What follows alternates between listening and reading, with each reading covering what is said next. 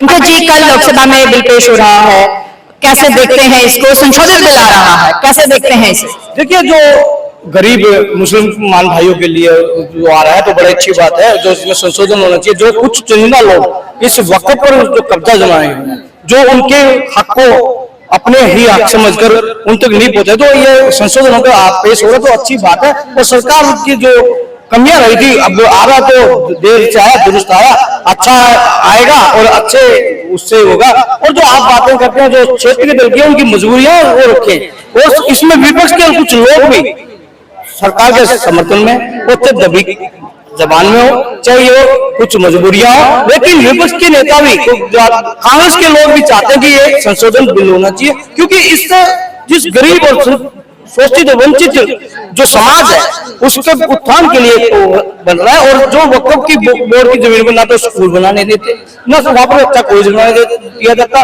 ना कोई अच्छा चिकित्सालय बना दिया जाता। तो इस चीजों पर उनका हक है, उनके गरीब के बच्चे वहां पर पढ़ाई के लिए कुछ स्थान हो, कुछ उनके मकान बने, कुछ बने, तो वो कम्युनिटी भी चाहती है, वो तबका भी चाहता है कि हमारे उत्थान के लिए बिल में कुछ मोदी जी कुछ करे। और मोदी सरकार वचनबद्ध सबके साथ, सबके विकास के साथ जो काम करे। 7 साल तक देश में विकास से राज किया, जो आज तक अपनी सोच ना रख पाई हो, जो अपने आप को समझ ना पाई हो, कभी मुसलमान के वोट को लिए, मुस्लिम समुदाय को कभी 2 किलो अनाज जैसे मोदी जी ने किट बांटी, कभी सोच नहीं बैठी, तो उनके आज घड़ियाल आंसू और पेट में दर्द की आज सुगंध पूरे विपक्ष की दिखाई दे रही है। और सारे विपक्ष आज तिलमिलाया हुआ है। आज मोदी जी का जो किट के माध्यम से उन्होंने अपनी पकड़ बनानी मुस्लिम समाज में रखी है, तो मुसलमान भाइयों और बहनों ने भी उनका खुल के दिल से समर्थन किया है। और वो समर्थन जो है कल आपको लोकसभा के पटल पर भी देखने मिलेगा। और देशवासी 4 मजहब सच्ची बरादरी से ये देश चलता है, तो ये मजहब की बात नहीं है जो कुछ तुष्टिकरण की राजनीति करते थे, जो उनको बहका कर। उसके ऊपर हम और लोगों से भी एक बार बात करते हैं, आप भी हमारे साथ बने रहिएगा। अंशु जी,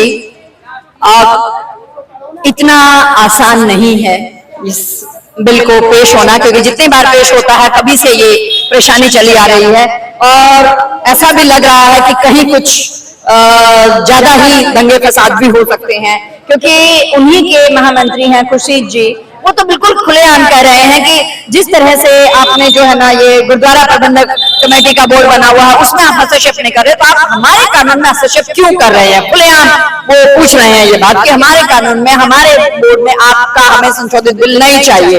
तो आसान नहीं होगा, तो इस चीज को जनता कैसे देखती है? सबसे बड़ी बात है कि ये जो 2013 में अगर कांग्रेस ने संशोधन नहीं किया होता, मैं तो ये समझता हूँ कि ये बिल को ही खत्म, मैंने ये कानून को ही खत्म कर देना चाहिए था। वक्फ बोर्ड, देखिए वक्फ बोर्ड है क्या? 1923 में वक्फ बोर्ड बना था शिया और सुन्नी के लैंड के विवाद के लिए, डिस्प्यूट के लिए।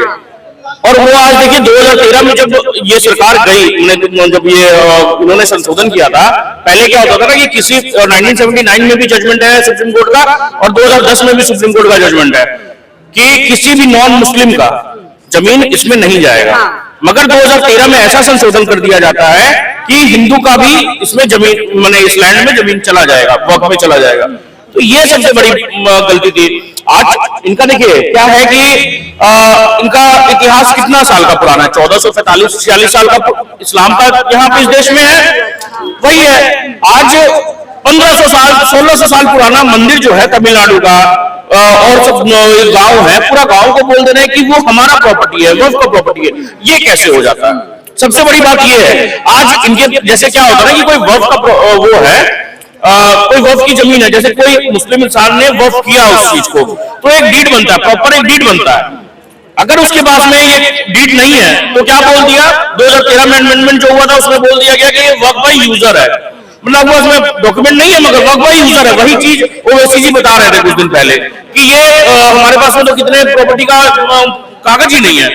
सबसे पहली बात मैम, इसको अगर एक क्या बोलते हैं, एक शिया सुन्नी के लैंड के विवाद में, या मैं यही समझता हूँ कितने लोगों का शादी, कितने गरीब मुस्लिम में कितने गरीब लोगों का शादी वक्फ ने करवा दिया, बच्चियों का, किसी का, कितने हॉस्पिटल बनवा दिए, कितने हॉस्पिटल बनवा दिए। आज जो कब्रिस्तान हम लोग बोलते हैं, कब्रिस्तान में और सब जगह टैक्स देते हैं, और जगह मांग रहे हैं ना, कब्रिस्तानों के लिए जगह दो। इन लोग में भी तो बैनर लगा हुआ ना कि कब्रिस्तान के लिए जगह दो, नहीं तो वोट नहीं मिलेगी।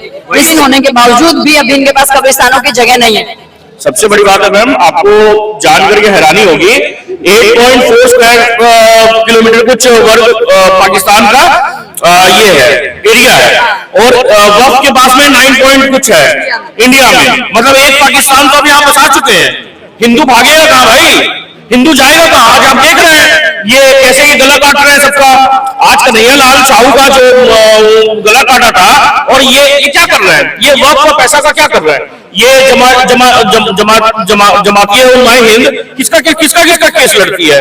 यही सब था ना कि कन्हैया लाल दर्जी का जो गला काटा था उसी का केस लड़ रही थी, और जितने इंदौर में जो ब्लास्ट हुआ था, जो ये सब हुआ था, उन्हीं का केस लड़ रही है ये सब।